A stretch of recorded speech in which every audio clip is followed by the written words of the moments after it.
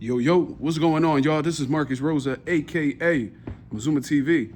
Back at y'all with some more boxing talk, man. I hope everybody's having a blessed, beautiful, positive, productive day. I hope you guys had a great weekend overall. I'm back at y'all with some more boxing talk. Just finished up some some boxing sessions, you know what I'm saying? Just getting my clients right and all of that.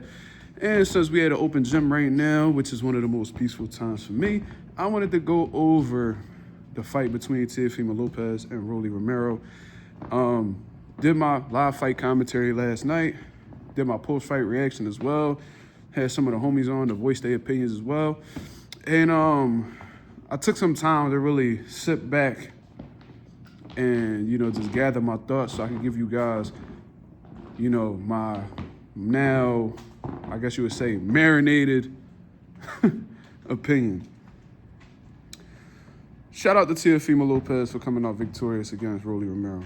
3-division world champion, you can't deny that feat. And even though I have a strong dislike for Rolly Romero, I can't deny that he did some good shit last night. Teofimo Lopez, you could tell he was hungry. You could tell he was motivated. You could tell he had a chip on his shoulder. And he was really putting the actions, he was putting his actions forward in order to come out victorious against Rolly Romero, man. Rolly Romero, like I said, had the abilities to get the job done against Teofimo Lopez, in my opinion, and I think it showed itself, during small moments in the fight. You know what I'm saying? My prediction was basically spot on. I was saying how, since Rolly Romero had experienced some traumatizing losses against guys like Gervonta Davis and Isaac Cruz, that I thought that, in order for him to have some type of longevity in the sport of boxing and just prevent getting knocked out in devastating fashion, I think that he took more of a defensive approach. I think he went over with Ismael Salas, who's a very intelligent coach, one of the best coaches in the sport of boxing, and adopted this new outboxing type of style. I think that was very apparent. Even with the Ryan Garcia fight, you seen him fight more disciplined, using his jab, punching in, smart combinations, not anything reckless, not overcommitting on shots, punching with bad intentions with the counters. Rolly just showed some new wrinkles in his game. And from what I thought Rolly Romero was still that same dog that he was on the come up back when he was with Coach Bullitt. I just thought that he added more wrinkles in his game in terms of being an intelligent boxer. But what we saw yesterday let me know that the old Rolly is dead and gone. You know what I'm saying? That one that came forward, punches and bunches, everything with bad intentions, looking to hurt a fighter, looking to get them up out of there, not going to the scorecards.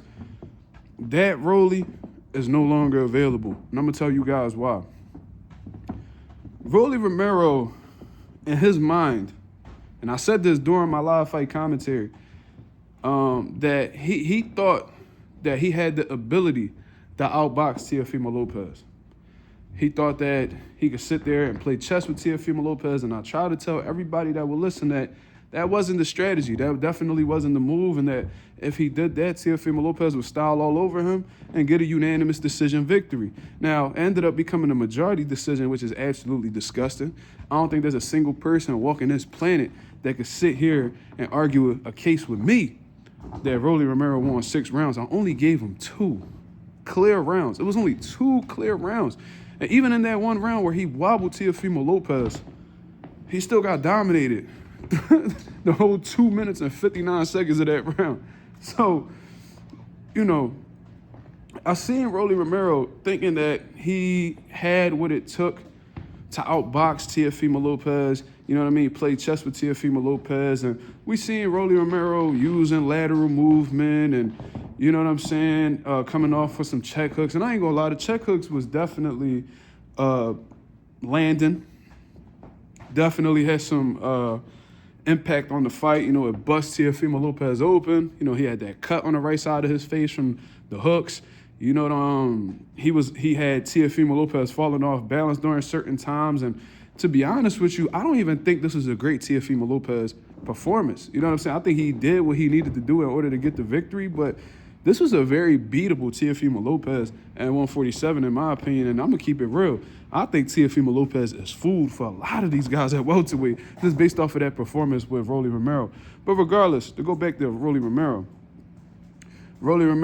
was very economical, a whole lot of movement, and even when he would land 1 or 2 check hooks, Teofimo Lopez, and it wasn't even the most flush shots. You know, he's touching the arms, you know, he's landing some shots over the top, he's landing some body shots, but because he was consistent throughout these rounds, he was able to steal a whole lot of them.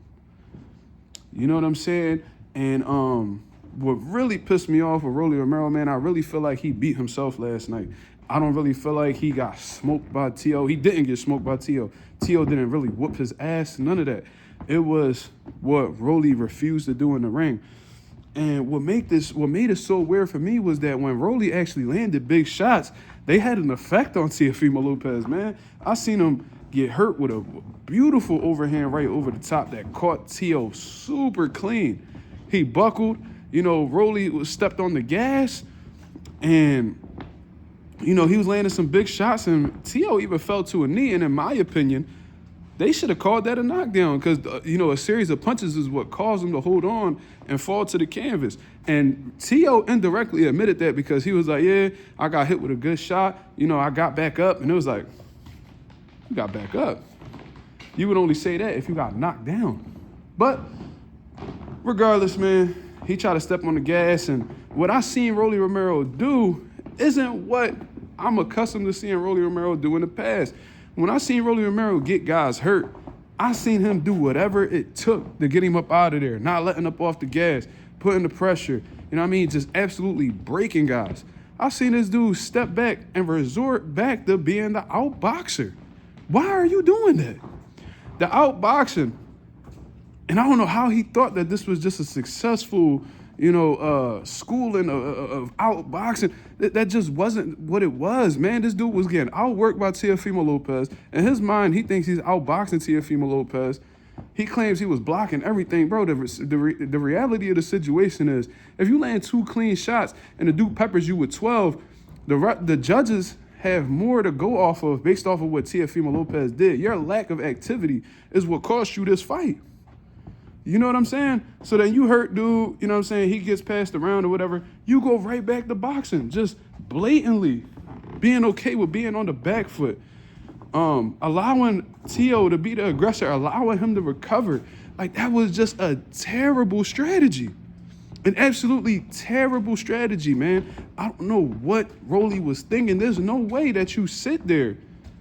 And your trainer was even telling you, bro, if you want to win these rounds, you got to let your hands go. You got to punch in combinations. And there was moments where Rolly punched in combinations, and what he did, he was landing on Teo. So when I see somebody who has the abilities to get the job done, but refuse to get the job done, it makes me feel like, one, you sold your fucking belt to Teofimo Lopez, or two, you are so unsure of your abilities that you psyching yourself out. You're doubting yourself. You don't really want this shit as bad. So either way, it's a fucking red flag in my opinion. You know, if you're not right mentally, or, you know what I mean, you're in this state of delusion where you feel like you're clearly outboxing Teo when you're only throwing a handful of punches around, you know what I mean, you're not in the right state of mind to compete at a world championship level, in my opinion. Then on top of that, if you just selling your belt and just laying down for Teofimo Lopez, because you was talking about Teo was your friend, he gave you a few $1,000s when you was down bad, and you know what I'm saying? You even promised Teo after his loss to Shakur that, you know, he'll get another opportunity, and you love Teo and all this shit. You know, they said you was winking they said Rolly was winking to Teofimo Lopez after the fight. So it made me feel like you may have possibly taken a dive and did this nigga a favor. And if that's the type of shit that you're doing in the state of boxing, and you know, in boxing period, that's unacceptable. That's unforgivable. And on some real shit, if that's something that you're gonna be doing, wasting people's time while they paying $80 to watch you fight, you just need to go ahead and hang it up, brother.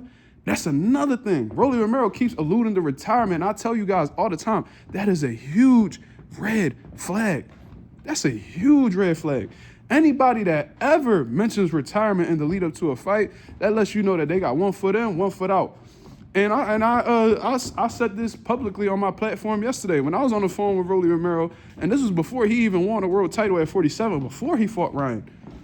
This man sat back and told me that he got probably 2 or 3 fights left and then he done with the sport. So this is somebody who isn't even enthused with the sport, you know what I mean? Feels like he owes Teofimo Lopez something, you know what I mean? Gave a underwhelming performance, you know what I'm saying? Clearly underachieved in the fight, had no urgency whatsoever, just allowed Teo to do whatever he wanted to do. And then you want to push this narrative that you outbox Teo, and when other people do it, they get praised, and when you do it, you don't. Bro, Rolly, you're not a fucking outboxer, bro. Who the fuck told you? My fault, I'm over here dehydrated than a motherfucker. I don't know who the fuck told you that you're an outboxer.